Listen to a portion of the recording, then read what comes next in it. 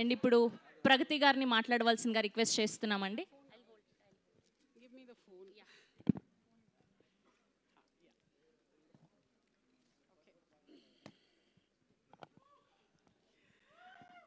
సభకి నమస్కారం.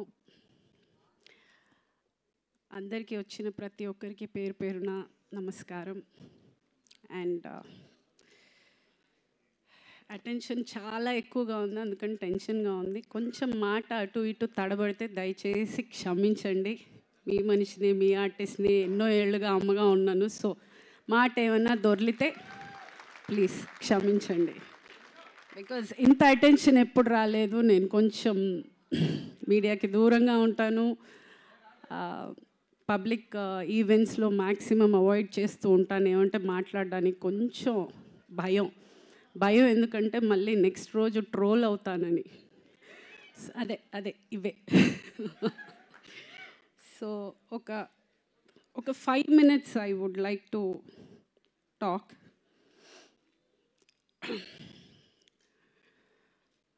సినిమాలు మానేసి ఈవిడ పవర్ లిఫ్టింగ్ చేస్తుంది అన్నారు. కాదండి, సినిమాలు ఎప్పటికీ మానలేను. నేను బతకలేను సినిమాలు లేకపోతే. అదే ఆ ప్రగతి అనే పేరు ఇచ్చింది అదే, నా పిల్లలు పెరిగింది అదే, నేను ఇంత దూరం బతికింది అదే. నా ఇంటి రెంట్ దగ్గర నుంచి నా ఇల్లు కొనుక్కునే వరకు, ఈరోజు నేను అన్నం తింటున్నానంటే కూడా నా సినిమానే. సో నా తుది శ్వాస వరకు నేను యాక్టింగ్ చేస్తూనే ఉంటాను, సెట్లోనే పోతాను. సో నేను ఎప్పటికీ యాక్టింగ్ అయితే వదలను. సో వెళ్ళిపోతానని అనుకోకండి, గ్యాప్ ఇచ్చాను, వాళ్ళు ఇచ్చారు. చిన్న గ్యాప్ వచ్చింది అంతే. ఏంటంటే నేను అనుకుంటున్న క్యారెక్టర్స్ నాకు రావట్లేదు, నేను అనుకుంటున్నవి వాళ్ళకి ఇవ్వాలనిపించట్లేదు. సో అందుకని ఎక్కడో ఒక మిస్అండర్స్టాండింగ్లో ఒక చిన్న గ్యాప్ వచ్చింది. మళ్ళీ రేపటి నుంచే స్టార్ట్ అవుతోంది. I'm starting with a Tamil film. విలన్గా చేస్తున్నాను. ఎస్. సో ఈలోపు సినిమా కోసం వెయిట్ చేయడం, ఎక్కడైనా డిప్రెషన్ అయిపోతుందేమో, ఎక్కడైనా లో అయిపోతానేమో అని ఆ ఎనర్జీని పవర్ లిఫ్టింగ్కి టర్న్ చేశాను. ఈరోజు మన దేశం జెండా వేసుకుని సిల్వర్ పథకం మన ఇంటికి తెచ్చాను. సో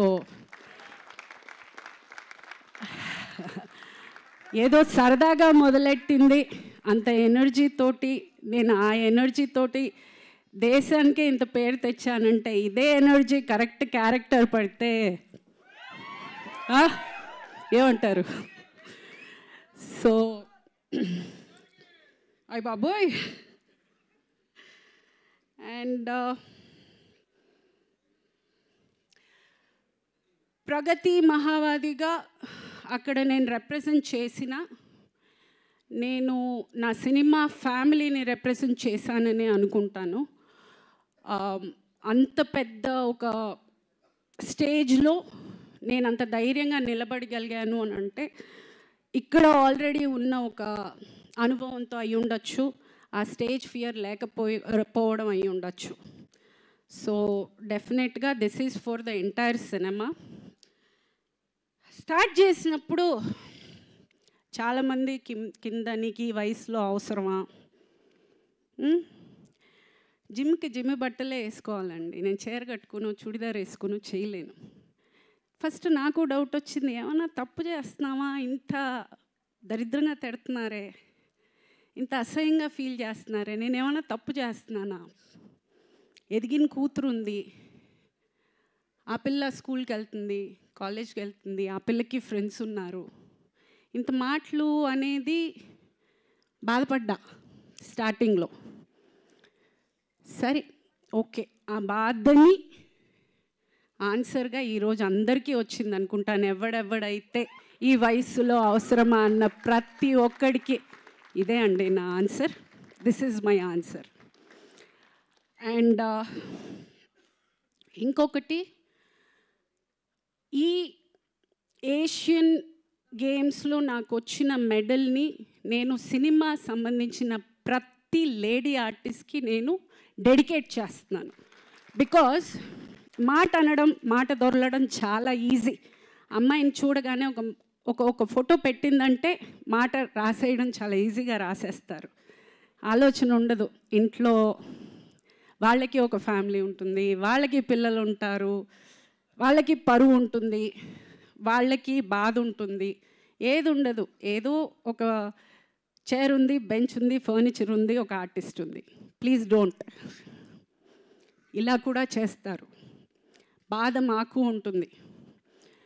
దయచేసి కమెంట్ చేసే ముందు ఒక్క నిమిషం ఆలోచించండి. ఏమంటే మన ఇంట్లో కూడా ఉన్నారు కదా ఆడవాళ్ళు, అదొకటి ఆలోచించుకోండి ప్లీజ్.